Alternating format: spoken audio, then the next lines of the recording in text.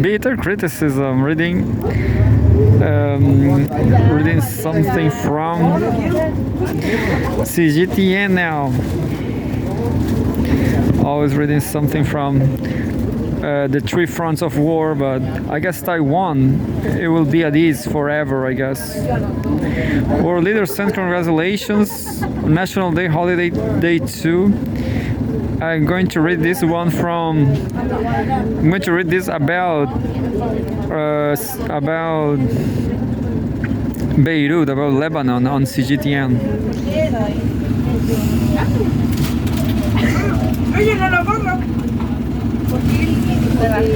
It says World, October 3rd. Expert warns of rising risk of full-scale regional war after Israel's attack on Beirut.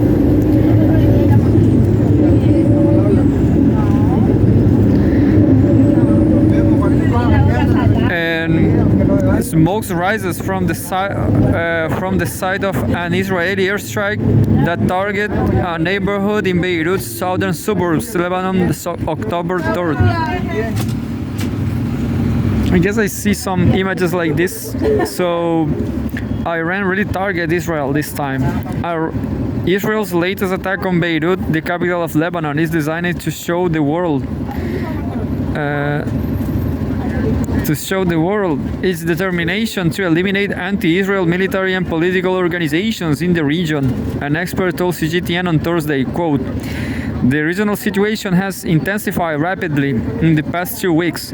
We have seen that many security red lines have been breached," said Li Zixin, assistant research fellow at China Institute of International Studies.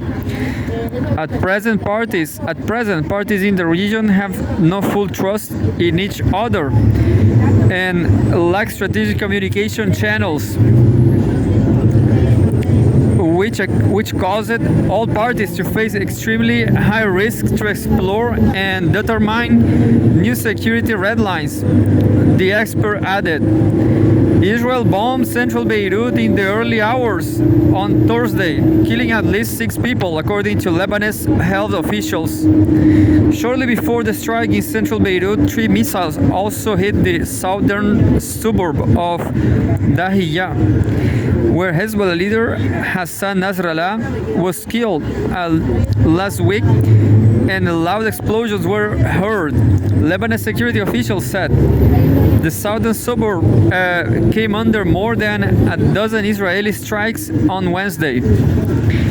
Israeli forces suffered their deadliest day on the Lebanese front in a year of clashes with Hezbollah. Hezbollah said its fighters engaged Israeli forces inside Lebanon. It was the first time the movement reported ground clashes since Israeli forces pushed over the border on Monday. Hezbollah said it had destroyed 3 Israeli Merkava tanks with rockets near the border town of Maron El Ras. Israel said on Wednesday 8 soldiers were killed in ground combat in South Lebanon, as it forces trust its southern neighbor. A day after Iran fired nearly 200 missiles into Israel.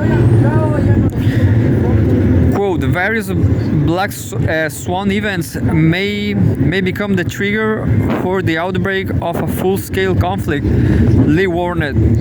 The Israeli military said regular infantry and armored units joined its ground operations in Lebanon on Wednesday, as Iran's missile attack and Israel's promise of retaliation raised concerns that the oil production Middle East could be caught up in a wider conflict. Lebanon's health ministry said Israeli air raids had killed at least 46 people in the southern center of the country over the past 24 hours, I'm sorry. 24 years, there should be, 10 million people, 10 billion people. just dancing, people dancing over there. War calls for restraint. Iran said on Wednesday its missile volley, its biggest ever assault on Israel, was overbearing further provocation. But Israel and the United States promised to hit back hard. However, U.S. President Joe Biden said he will not support any Israeli strike on Iran's nuclear sites in response to its ballistic missile attack and urged Israel to act proportionally against its regional arch foe. Biden joined a call with other group of 7 leaders to coordinate a response including new sanctions against Tehran. The White House said in a statement, G7 leaders voiced strong concern over the Middle East crisis, but said a diplomatic solution was still viable and a region-wide conflict was in no one's interest. China called on the United Nations Security Council to take urgent actions to de-escalate the situation in the Middle East. Quote, the Security Council bears the primary responsibility for the maintenance of international peace and security, Fu Kong, China's permanent representative to the United Nations, said in remarks at a Security Council briefing on the Lebanese-Israeli situation, warning that the current situation is, quote, handing by a threat, unquote. Fu said any positive procrastination will be irresponsible, and any rhetoric of condoning further military adventurism will send us a wrong message and could cause serious consequences. 1.2 million Lebanese displaced.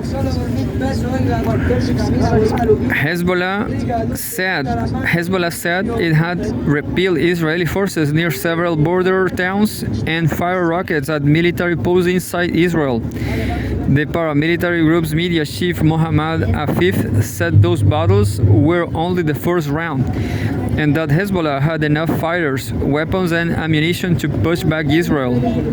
Israel's addition of infantry and armored troops from the 36th Division, including the Golani Brigade, the 188th Armored Brigade and 6th Infantry Brigade, suggested that the operation might expand beyond limited commando raids. The military has said its incursion is largely aimed at destroying tunnels and other infrastructure on the border, and there were no plans for a wider operation targeting Beirut to the north or major cities in the south.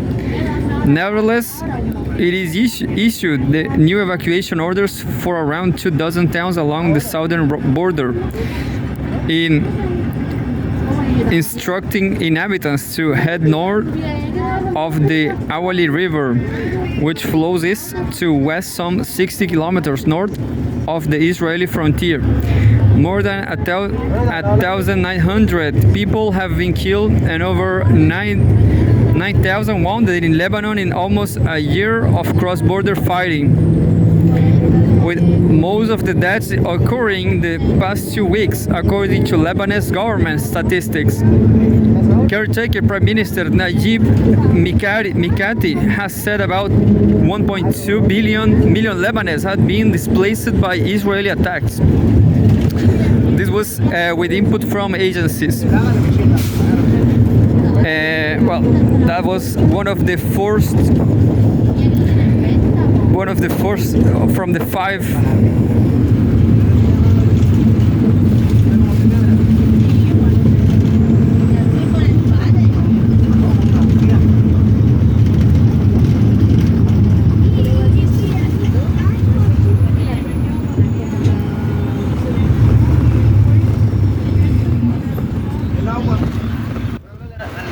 I guess I don't care about China's holiday because that's too institutional.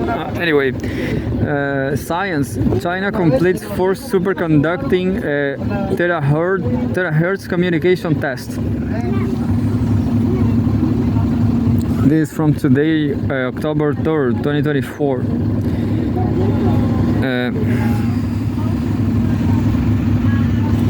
A joint experimental team led by the Purple Mountain Observatory of the Chinese Academy of Sciences has completed the first superconductor something.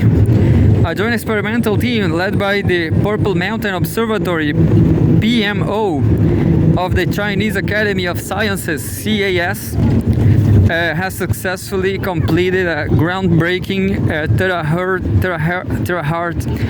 terahertz wireless communication experiment on Qinghai Shizang Plateau. This marks the first time globally that high sensitivity superconducting receiver technology has been applied to long distance wireless communication, successfully transmitting high definition video signals over 1.2 kilometers, conducted at an altitude of over 4,000 meters at a sub-millimeter wave astronomical observation base in northwest China's Qinghai province. The experiment used a transmission power of just 10 microwatts, 1 million the power of a typical mobile phone base station. Despite the weak signal strength, the team successfully received HD video through a superconducting terahertz receiver. Li Jing, a researcher at PMO, compared the difference between microwave communication and terahertz communication to expanding a road from 2 lanes to 6 or 8, thanks to the latter's wider and richer spectrum resources. Superconducting detection technology, she added, enhances efficiency, allowing signals to travel farther with minimal loss. Terahertz THZ radiation refers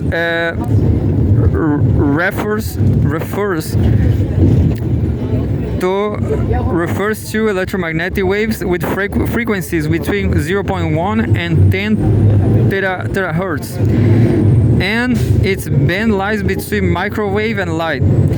It is considered a key resource for future communications. However, long-distance transmission faces challenges such as severe signal attenuation.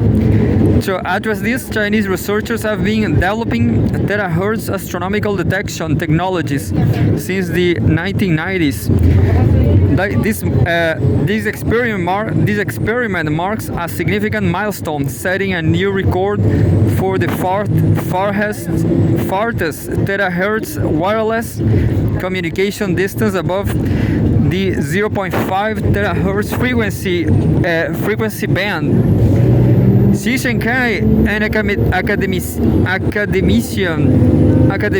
at the CAS, highlighted China's advantages in this field, citing the Qinghai Shizang Plateau as an ideal site for such experiments, and the country's advancement in superconducting detector technology after decades of development. This experiment's success demonstrates the potential of superconducting receivers for long-distance terahertz communication and paves the way for future space-based and air-to-ground communication systems with large data capacities, according to the authors. So great, yeah. You know, I feel great about spring. It's spring right here in the South Hemisphere, and I'm happy. I like winter too, so I guess Chinese people should be happy too.